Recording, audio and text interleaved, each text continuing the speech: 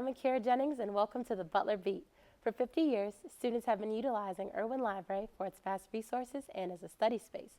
However, as a result of new high-speed technology, some people are wondering why go to the library when the information is at our fingertips through our smartphones, laptops, or tablets. How are libraries staying relevant? Here to talk about the relevance of the library is the Dean of Libraries at Butler, Dr. Julie Miller. Hi, Dr. Miller. Thank you so much for joining me today. Hi, Akira. Thank you for asking me. Oh, of course. I have a few questions for you today, Dr. Miller. In light of technology changes, how are Butler libraries trying to keep up? Well, last fall we went through a strategic planning process that engaged all members of the Butler community to ask that very question. What do our students today and in the future need for library services that are relevant to today's student? Okay, wonderful. What are some of the unique features Irwin offers to Butler students? Well, Irwin Library is turning 50 this year, and so this is a perfect time to ask the question, to look back at the past and reflect on what the library was, and to ask the question, what will the library be? One of the services that we offer that is really unique is the Information Commons. That is instead of the traditional reference desk, it's a peer-to-peer research service. So we employ student workers who are trained in how to do really basic level research using the scholarly communication tools that we have in the library, and they assist their peers in doing that. So students can ask other students how to get the information they need. Wonderful. What is the new mission statement for Irwin Libraries? Well, this was a result of our planning process. We came up with a new vision for the Irwin Library, for the Butler Libraries, not just Irwin, also the Science Library. And that vision is Butler Libraries where knowledge inspires transformation. And the purpose of a vision statement is really to cause you to stretch and grow. So it's not what you're doing now, it's what you hope to do in the future. And the key words in that statement for me are inspire and transformation. We want the libraries to be a place, both physically and virtually, where students can come to be inspired and where they can have those light bulb aha moments where they have a realization that makes a change in how they think. Okay. How soon will some of the plans that you're trying to implement come in place? Well, we've already started, and particularly with regard to library as place. The library is still an important place for 21st century students as a study space and as a gathering space. And both the Science Library and Irwin Library have received funding for some significant changes, specifically to make the spaces more usable for students and to just simply increase the number of seats that we have available. So the Science Library, we've taken out some of the print resources and replaced the space with some seating for students. We also replaced the UV film on the skylight in that library to make it cooler and also not quite as glaring at midday, so that students find it easier to use. At Irwin Library, we've done some painting, and we're in the process of buying new furniture for all 3 levels of the atrium, so students will have a more comfortable place to work. Oh, wonderful. And I know a lot of people say that students who typically go to the Science Library and students who go to Irwin Libraries are differ. How are you trying to kind of bring the libraries together this year? Well, the planning process really incorporated the library organization as a whole. So the priorities that we've set include both the Science Library and Irwin Library. And so moving forward and making sure that our policies are equitable between the 2 libraries is part of that. And I think that the students choose one library over the other depending on perhaps where they are in their major or in their curriculum. The science library is known as a quieter space, I think, than Irwin Library, although Irwin Library does have quiet spaces. Another thing that we've done is hire a new student employee whose role it is to be the library student liaison. That person is tasked with being the voice for the student within the library and the voice of the library among the student body. And so we're very excited with that position as an opportunity to be more responsive to the information needs of students. Okay. And from my understanding, there's going to be a survey in regards to the Butler community's satisfaction with the library. Can you tell me a little bit about that? Yes, we're planning to implement this year a survey called LibQual, and it's a nationally normed survey for academic libraries, and it asks faculty, staff, and students to talk about, to respond to the survey in both a quantitative way and also a qualitative way about the library as place, about the resources that we have, and also about quality of service that they're provided by staff and faculty. So how will students be able to access this survey? The survey will be given online, and so they'll probably receive a broadcast email, or they might access it through Moodle. We haven't worked out the details of how they'll learn about the links, probably through the connection as well. So that planning is in process right now. Okay, you mentioned the connection. Are there other means that the library is being promoted this year? Well, we through the information commons, we have a Twitter account, so we do tweet.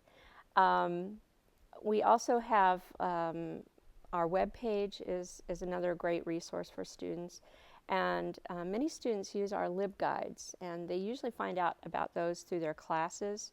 But LibGuides are online tools for finding information resources quickly, and most all of those pages include a chat feature called LibChat, and so you can contact a librarian by email, by LibChat, by phone, in person. We're trying to be available in as many ways as we can. Wonderful. So are there librarians that specifically help out students in different majors?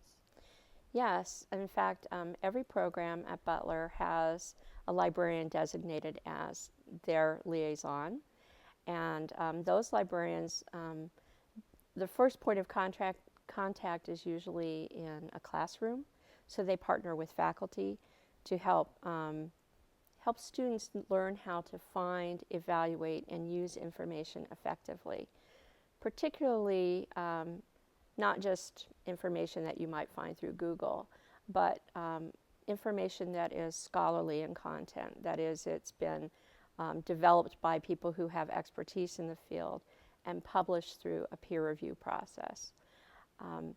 That's a different level of discourse than most students come to Butler with, and that's the point of coming to the university, is finding out how to engage with that level of information. So through their library instruction in their classes, and then also using tools like LibGuides, students learn how to access that information. Okay, well, thank you so much for joining me today, Dr. Miller. It's been a pleasure having you. This has been segment 1 of the Butler Beat. I'm Akira Jennings. Cardiac care and bounce for beats will be the topics of segment 2 with your host, Kelsey Ralph.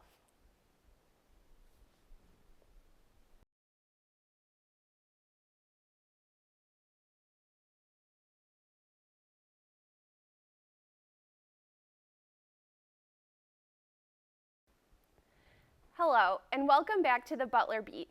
I'm Kelsey Ralph. The Centers for the Disease Control say heart disease is the #1 cause of death in America. So how do you prevent heart disease? Each fall, Butler sorority Alpha Phi holds a philanthropic event called Bounce for Beats that combines fun with raising awareness for cardiac care and prevention. With me today is sophomore Aisha Hardy from the Epsilon Beta chapter of Alpha Phi here at Butler. Thanks for being here, Aisha. So can you explain a little bit about Alpha Phi's philanthropy, cardiac care? Cardiac Care is Alpha Phi's philanthropy, of course, where we raise awareness about heart disease in America, especially among women, and we do a lot of like awareness with youth, not specifically youth, but like the Butler community and things like that, where we raise money to give back to the American Heart Association. Great. And how do you think this philanthropy and the spread of awareness for heart disease will affect those students that attend Bounce for Beats? It's really close to our hearts because a lot of people know someone or have a relative that is affected by heart disease, and so like it's more of like raising awareness of like the facts and the different signs of heart disease and like what you can do to prevent it. And so we do a lot of exercise, of course, which is why like we're bouncing for 36 hours in order to like raise preventative measures for heart disease. Okay. So when and where will this year's annual Bounce for Beats take place? Bounce for Beats is going to take place. It starts September 26th, and at Alpha Phi, right on our front line, and we're gonna be bouncing for 36 hours. And we encourage like the Butler community or even people who are like passing by to come through, bounce for a little bit, donate. So you said, is this an event that everyone can attend, or is it only limited to Butler students who can attend this event? We open it up to the entire Butler community. Whether you're a student or a professor or like you live in the area, we welcome everybody because heart disease is just not limited to Butler University's campus. Okay. And Alpha Phi is obviously a sorority, and Greek life is big on the Butler campus. So how does Alpha Phi reach out to those students not involved in Greek life to attend the event? Yeah, I think that we really try to our best of our ability to reach out to people beyond the Greek community, and so like we really try to reach out through social media, which seems to be the best source in order to get in touch with students who are not in Greek life. Also, like we interact with people who are not in Greek life all the time, so like we raise awareness about our cardiac care philanthropy through like our classes, like make an announcement and inviting people through. Great. So what are some of the events on the schedule for this next upcoming week? We have certain events that are leading up to our big, like the final hoorah, which would be like the commencement of the 36 hours of our bouncing, which will have like a Ivy King competition and then like lip syncs and things like that. But before that, we have like a Bricks Give Back Day. We also have like an alumni ceremony where the alumni of Alpha Phi come back through. Okay, so heart disease may not be an issue for Butler students personally, but it's still good to know ways to prevent it in the future. So how can students learn about preventative techniques for preventing heart disease? We really encourage Butler students to look through the American Heart Association's website, and they have lots of tips on there as to how to prevent heart disease and things like that. We also encourage people to exercise, which is why we have bouncing for 36 hours, or even like to stop by the HRC and talk to a professional there who can give them more help. Okay, great. So then does Butler have any specific educational programs about heart disease? Not to my knowledge. I'm not sure if they do. I just know what we do through Alpha Phi is like we try to become that source to direct students to where they need to be. Great. Well, 36 hours of bouncing, is it on a trampoline? Yeah. Yeah, that's a long time. So do you have any tips maybe for staying energized from start to finish? Yeah. We really encourage people to like come through and go in shifts. Like we don't want anybody on the trampoline like bouncing for 36 hours and like passing out. So we really encourage people to like come through, like come and give your time for an hour, just bounce around. Also, caffeine is good, but not too much caffeine because you don't want to harm your heart. So that's our plan, at least. And how can one register for this event? Within our Alpha Phi sorority, we have like people who can like sign up for certain shifts because like we all have classes and things like that before the general public, we just encourage people to walk by and stop. You don't need to like stop and like sign up for a specific time. Just come through. I believe there is a waiver that you do have to sign in order to jump on the trampoline, but other than that, like, just come through whenever you have time. Great. And then will the actual event of bouncing on the trampoline happen throughout the whole week, or is there a specific day that it starts? It's going to start on the 26th, and then we're bounced for 36 hours from there, and then like the final hour will be the beginning of like the final, the lip syncs in the King competition. So.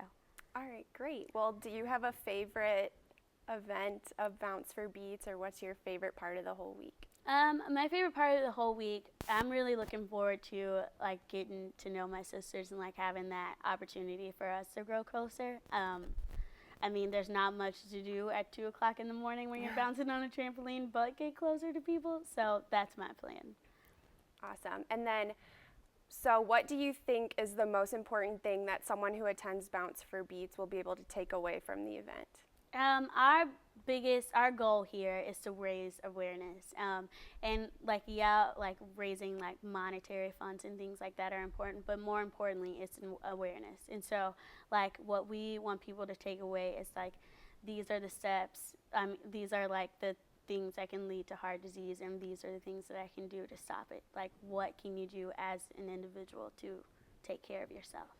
So. Okay. And is there a fee that students will need to pay to participate, and is the money going to the American Heart Association? There's not a fee. We do encourage donations, but the money goes in part to the American Heart Association, and the other part goes to the Alpha Phi Foundation, which goes into like a variety of different areas. One of them is scholarships for students. The other one is the Forget Me Not Foundation, which is for Alpha Phi's alumni. If you ever have like your home is destroyed, or you have like family issues where you need like monetary help, then that foundation is there in order to help you. Great. So